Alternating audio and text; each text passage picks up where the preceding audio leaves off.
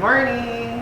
Welcome to Easy Talks and this is segment number 2. Yes! Magandang umaga po sa inyong lahat. Luzon, Visayas, Mindanao. This is one of your Easy hosts, Adrian Del Rosario. Jason Lino here. So, brother, welcome sa ating second segment. Ayos. So, ito, mas maganda pag-usapan natin to, Brad. Medyo, kalusugan na pag-usapan natin. yan. At ang mga bisita natin ngayon, Pakilala mo, Brad. Pakilala mo. Ito yung mga, kumbaga, people person in authority. Yan. So, let me do the honor. Pero, invitahin mo muna yung mga tao kasi live tayo para ma-share nila yung video. Actually, may nakikita na ako dito. Nandito na yung mga taga-Bulacan. Ang dami, Taga-Bacolod. Okay. Welcome guys sa Easy Talks, ha? Okay? Saan pa? Sige. Paki-share po kasi para malaman ng mga kasamahan natin, mga inyong mga business associates, not only here in Manila but also in other parts of the Philippines and also abroad na meron pong ganitong klaseng platform which is the Easy Talk para connected po tayo kahit medyo restricted ang mga galaw natin. Tama, bro? Yes. Oh. Tapos, kung may mga questions kayo about our health and also products later, chat lang po kayo o so comments lang para maitanong natin sa mga guests natin ngayon. Sige ba? Tama. So, natin to. to start the ball rolling, ito, sabi ko nga kanina, ito yung mga persons in authority. Ang unang, let me do the honors of introducing our first guest. So, siya po ay ang ating, the only, isa-isang medical consultant of EC, Empowered Consumerism. He is a diplomate of the Philippine Academy of Family Physicians, brother. And author of the book, yung libro natin, Jason, 24/7 Natural Healers. Yan. He is also a professor in the College of Medicine and Nursing for 12 years. Grabe, tagal, no? So, palakpakan po natin, i-welcome ng Easing Easy si Dr. Butch Villena. Hello brothers, partners in Easy. How are you? Dr. Villena. Ayos. Thank you bro. Ayos, parang iba. On my left. On the left corner. Okay, left corner. Pakilala ko naman ang ating training and product specialist, Dr. Rachel Manguera. Hello, good morning, Easy consumers of our company. So, ngayon madami po tayong matutunan for this afternoon. So, just stay tuned for us para madami tayong matutunan. Yan. Okay. Pwede bang batiin niyo muna, Doc, mga doctors, yung mga nanonood po sa iba't ibang probinsya at bansa kasi live po tayo at mamaya pwede po silang mag-key in ng questions, sasagutin niyo. Yeah, for the leaders of Empowered Consumerism to different parts of the world and of course, especially the Philippines, how are you? I'm Dr. Villena. And of course, my partner will be another doctor, Rachel. And we will be talking about this so-called very important issue which is the COVID virus. Yung pala. Parang seryoso si Doc. Seryoso. Since binanggit mo na, Doc, so simulan ko na. Brother Jay, since binanggit mo na, nabanggit mo yung COVID. Doc, ano nga ba itong COVID-19? May 18 ba? May 17 o 19 lang? Ganda na tanong mo, pare ko.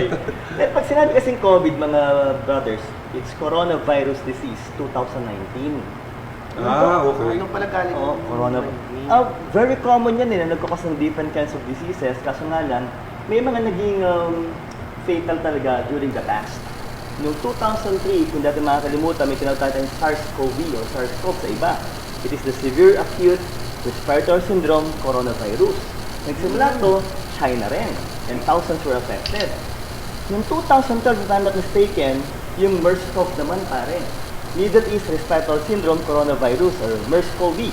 Nagsimula naman to, Saudi Arabia. And again, thousands were affected.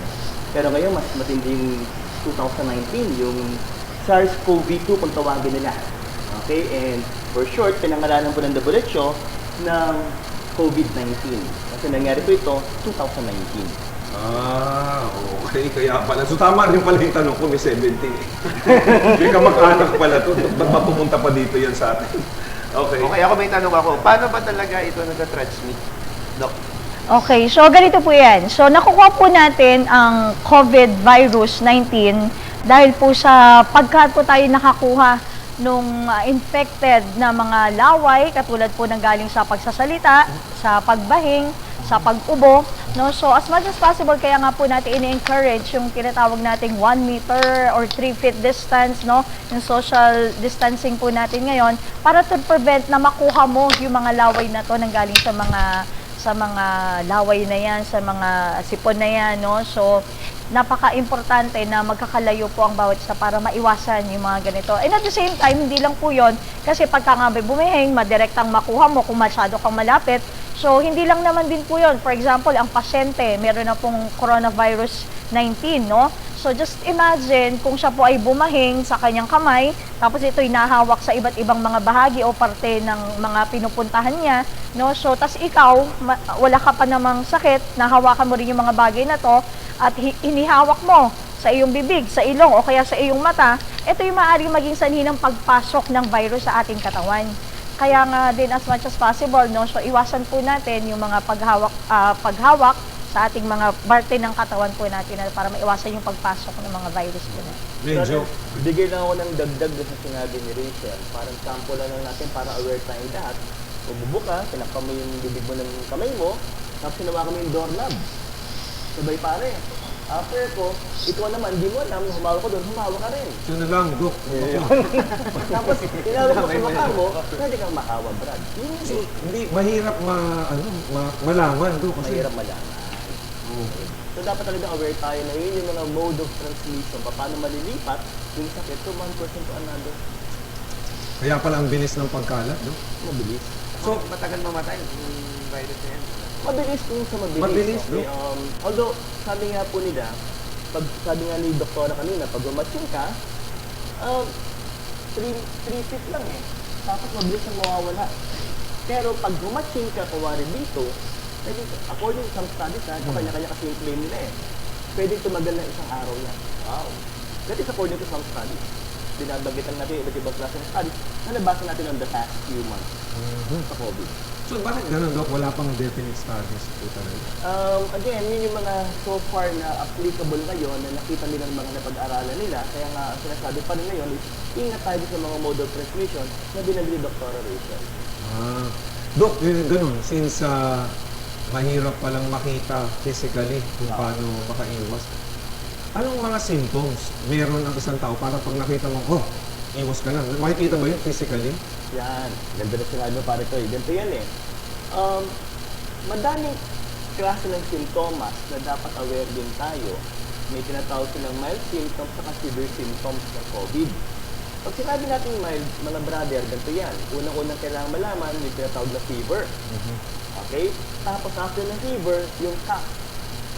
Pwede mo na rin fever, cough, colds, sipon. Then of course, yung pinaka-uli doon yung shortness of breath, medyo nahihirapan naman huminga. Okay? Yun yung mild. Doon maraming nakaka-recover. Pero pag ito tumungtong sa tinatawag na severe, okay, ano na ba yung severe? Pneumonia. Okay, so yung baga natin, nagkakaroon na po ng problema.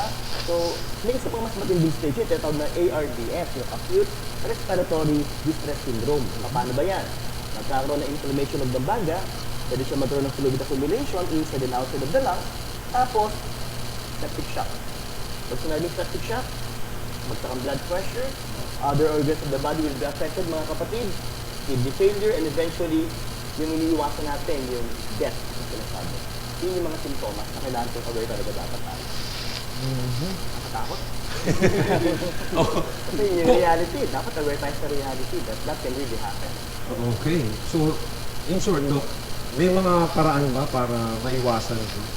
Siyempre kasi ngayon, alam natin, bawal lumabas, stay at home, pero siyempre hindi mo alam, may mga nakasalunguha ka na. Pagbasa ko, Dok, may mga parang incubation period po ba yun? Ilang araw, siyempre may nakasalunguha ka a week ago, 2 weeks ago. So hindi natin malalaman. So paano yung maiwasan o anong kailangan gawin? Sabihin ko lang yung incubation period, tapos si Dr. Rachel na yung mag-explain ng mga preventive measures na gagawin natin.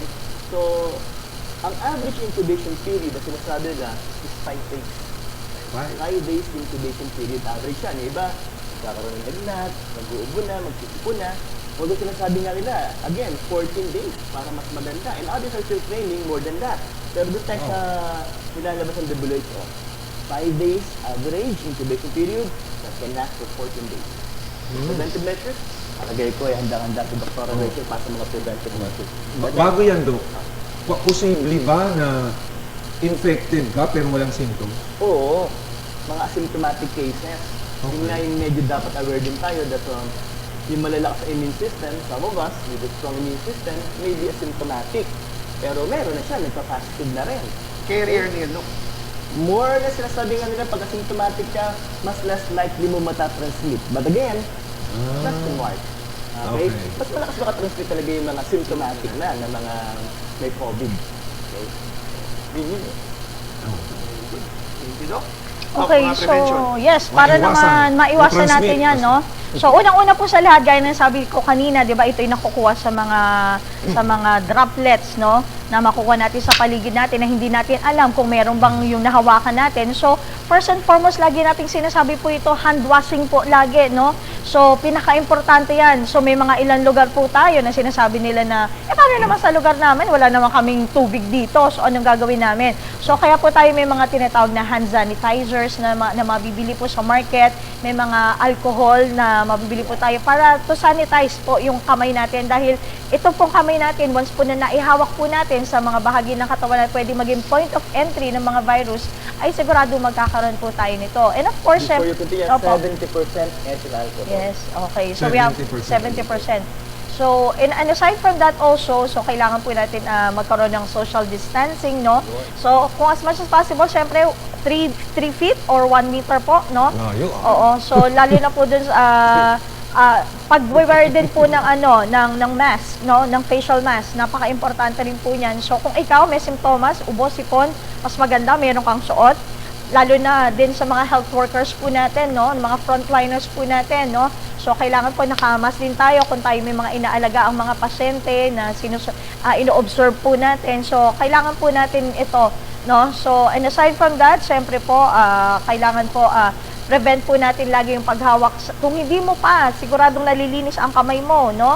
So, as much as possible, iwasan ang paghawak sa mata, sa ilong at sa bibig po natin. So, and at the same time, so, kailangan po natin gumamit din po ng mga, syempre po, no? Pagka, halimbawa ikaw, para ma-prevent mo rin, mahawaan yung ibang tao, mayroon ka ng simptomas, ubo, sipon, no? So, ikaw mismo dapat, no? So, magpe-prevent ka. So, pag bumahin, magpanyo, mag-tissue, itapon agad ito, no?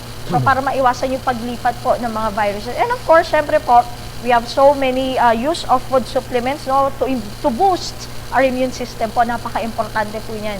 Dagdagan ko rin yung sinabi ni Dr. Rachel kanina, yung social distancing ng 1 meter, those will be applicable sa mga mukhang healthy. But if you think someone is already suffering from different signs and symptoms of COVID, like may ubo na, may sipon, the what they recommend is 2 meters, 2 meters na. 6 feet. Oo, 6 feet na. Para talagang makasiguro ka na hindi mo makukuha through droplets yung mga virus pag siya'y umubo at vaccine. Yun eh. So, ibig sabihin, Dok, clarify ko lang, pag meron dyan, basta huwag mo lang ihawak sa mukha, sa point of entry. Yes, yun ang pinaka- Kahit nasa kamay mo. Kaya nga, hand washing lagi ang Hand washing. priority natin sa prevention ng Okay. pagkalat ng Kailangan may virus sabon. natin. Para naman tubig lang. Yes. They were asking, Doc, ano ba talaga ang pinaka the best? Will it be hand washing? Will it be the use of alcohol? Or will it be the alcohol-based sanitizers and sanitizers? Siyempre sa mga napag-aralan pa rin po ng siyensya, hand washing pa rin with soap will still be the best way to eradicate or to eliminate the virus on your hands. Yun pa rin talaga yung pinaka-basic. Kayo mga medyo kinakabahan, walang alcohol, walang hand sanitizer, basta may sabon kayo. Pwede na, bahay. Dok. Sabon, Pwede. kahit, okay. Sabon. Mas importante pa pala yung sabon, eh. Oo, definitely. That is according to studies done by the experts. Okay, kung wala talaga mabila nun, you go for hand washing. Okay. Look, may mga tanong. Yung Yan, po. saging daw. Ayun, sabi. Nakwento ko nga yan. Okay. Ang saging itself, hindi naman makakapatay ng virus yan, di ba? So, pero syempre, since ito po ay isang prutas, no, according to WHO, kailangan po ng katawan natin, ang mga prutas at gulay na, of course, they have vitamins, di ba? They have fibers. Well, it can also boost our immune system. So, napaka-importante kumain tayo yan. But, to be specific, saging alone or banana alone can kill the coronavirus, it will not, of course. Can help Malinaw yan, ha? somehow. Yes. Preventive, pero hindi siya pumapatay ng Wala virus. pa nga. Ito pa isang issue pare, yung magpa-araw. Oh. Again, Oo nga, yung araw. pinagdidipati Vitamin D, Dok. Vitamin D, sabi Sunog na iba, eh. mamamatay daw ang virus pag nag-expose ka. Well, again, according to studies done, hindi pa rin talaga siya proven that it can be able to kill the COVID virus or the COVID-19 should I say. Pero, sa mga studies on the past na iba't ibang klase ng virus, nakatulong pa rin talaga yung sunlight para mapatay yung iba't ibang klase ng virus. Pero for COVID-19, hindi pa talaga proven. Wala Pero pa. wala namang mawawala. Paaraw ka ng ilang minuto. Okay, so you can go have a sunlight exposure from 6 a.m. to 9 a.m. At least mga 10 to 20 minutes a day. So that will be fine. It's still be good. Walang mawawala. Okay. So pwede pa rin sa umaga, Dok. Oo, sa, definitely. Sa alauna ng hapon. Nako! Ha? Para mas mainit. UV light yan, Brad. Di ba pwede? Dok, Delikado ako, yan. may personal question ako. Gusto ko naman malaman kung ano yung mga dapat natin i-take na products. Yan, panlaban. Kasi, Oo. tama, bro, yung binanggit nila puro sa labas eh, parang sa labas eh. So, yung panloob na laban. Ito yung tatakil natin. Of the so many products of our company, siyempre, tingnan natin yung pinaka-effective. Okay? My word is effective. Okay. So, nandito namin yung mga words natin na the most effective para mapalakas natin yung katawan natin to fight this virus. Okay, number one, of course, yung best product natin yung C24/7. Yun. Because every time 247 yun. if you're gonna look for different kinds of fruits and vegetables, vitamins, yan, Yun. hawak ni Brother Jason, yan pa rin yan. Kasi lahat ng hinahanap mo, supplement that can help your body. Nandito na. Regular product. Buksan naman. Gano'ng karami? Tingin. O yan, pakita natin. Siyempre. Ito ha. Yan. Lahat nandito na, Dok. Everything that you're looking for, specific Aba, vitamins oo nga, is no. right there. Pangalawa, yung complete. May mga situations tayo pag Sa for pregnant women. Yun, Dok. Yun ang sorry ha. Yun yung tanong ko eh. Sa lahat po ba to pwede? Wow, yun na. Yung for, complete ako pag mga pregnant women. Okay? Pangalawa, pag may mga bleeding episodes, bleeding tendencies. Okay? Umiinom ng mga blood thinning synthetic medication. Blood thinning, Dok. I'll go for complete. Ayun. Ito I'll isa. go for complete phytoenergizer. Siyempre, inom ko lalo pag sa buntis. I'll go for Buntis. complete. Okay? Now, pag sa bata, aside from those products, okay, sa bata muna tayo, Dr. Rachel, ano Yes. bang magandang produkto natin pag sa kids naman below 12 years old? Okay, so for kids, so we also have products good for you. We have also what we call the Kiddy 24/7. So the Kiddy 24/7, what's nice about this is a Nutragamic candy, no? So as usual, Candy alam lang, naman no? natin, di Parang ba? candy. Parang gummy bears. Opo. Ayos Alam yan, naman natin yung mga batang mahilig sila sa candy. So hindi na po tayo mahihirapang na pakainin sila ng candy kasi talagang mahilig naman Pati, sila, ayos. no? Mahilig naman talaga sila sa Ayos. candy talaga. So hindi ka na mahirapang magpa-kain sa kanila niyan. Sila mismo ang lalapit niyan, no? So kahit po yung 26. Oo, ayan. So Ito yun, Dok. yes, yan po yung ating Pwedeng tikman? So, pwede mo paabot yan sa bata, no? So, individually wrap po yung mga candy po natin. So, paisa-isa yung bigay lang sa bata. So, as much as possible. So, Yan, binuksan. ayan. Binuksan? Okay. So, what else? So, aside from the Kiddy 24/7, we also have what we call the My Choco. This is a chocolate drink, no? Yun, ayan. So, chocolate Iabot mo drink yan. naman po ito. Ayan. So, napakahilig ng mga bata sa mga chocolate drink. So, ito po pwedeng-pwede sa kanila kasi nga po, what's nice about this product also, nilagyan din po kasi yan ng capsule ng complete. 1/3 of the capsule for complete, meron po yan. And at the same time, may DHA pa. Complete. Yes. Good for the brain. Good for the Dok, pag brain. inom mo nito, parang nandun na yung complete. Meron talaga siya, hindi pa. 1/3. 1/3 of the capsule, yes. Ayos The ah. complete. Ano to? Yan. Yan, that's the one we call as Ultra H2 or the molecular hydrogen. Ano bang advantage? Of course, when you put the water inside, okay, i-click mo lang siya ng 2 beses, it will run for 5 minutes. Yun. Yung normal hydrogen or water, it will become a molecular hydrogen, naging H2. Okay? Ano? What's the advantage? Sabi nga nila, ano ba naging advantage nito? So, if we will drink the molecular hydrogen, pagpasok sa katawan natin, pag-ikot ng hydrogen, once it encounters a free radical, kakabitan niya yan. Sige, banggit tayo medyo medical lang konti. Hydroxyl ion, OH negative. Pag nabigyan ng hydrogen, it will form water. And syempre, the basic question is, kailangan ba natin ng tubig sa katawan? Definitely yes, because we're 2/3 water. So, ano mangyari? It can be able to neutralize the free radicals inside the body. So, it's a super antioxidant. Super. Super antioxidant. Meron pa isang maganda eh. Aside from this so-called molecular hydrogen, the fluoridation. Explain mo naman yung suot natin. Ayos to. Meron Ito pa ba yan? rin. Ito ba yan? Suot na. Yes, so we Ito. also have a product what we call the iProtect 24/7. Yun. So ano po ba ang meron dito? So it comes with the necklace and of course, meron po tayong tinatawag na pocket kung saan ito po ay nilalagay dito sa loob ng kwintas natin, no? So ito po yung nilalagay sa loob ng kwintas natin. Ano po ba ang meron dito sa ating pocket po na to, no? So, okay. Here, this one, brother. This one. Ayan. So, ano po ba ang ginagawa po niyan? So, it releases fumes, no? So, when we say fumes, ito po ay amoy. No? Amoy. Yes, it can create 1 to 2 meter green zone. So, what is that? So, ibig sabihin po nito, yung mga 1-2 metro mula dito sa kwintas po natin, yung radius meter po na 2 meter, just imagine, it can disintegrate no bacteria and viruses no that goes in the air. Kung may humatsing, do. Halimbawa, sabi nyo kanina, may humatsing.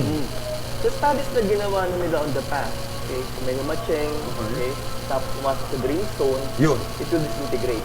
Kasi, maybe you will be asking, ano yung green zone protection na sinabi ng Dr. Rachel? Well, it contains chlorine dioxide.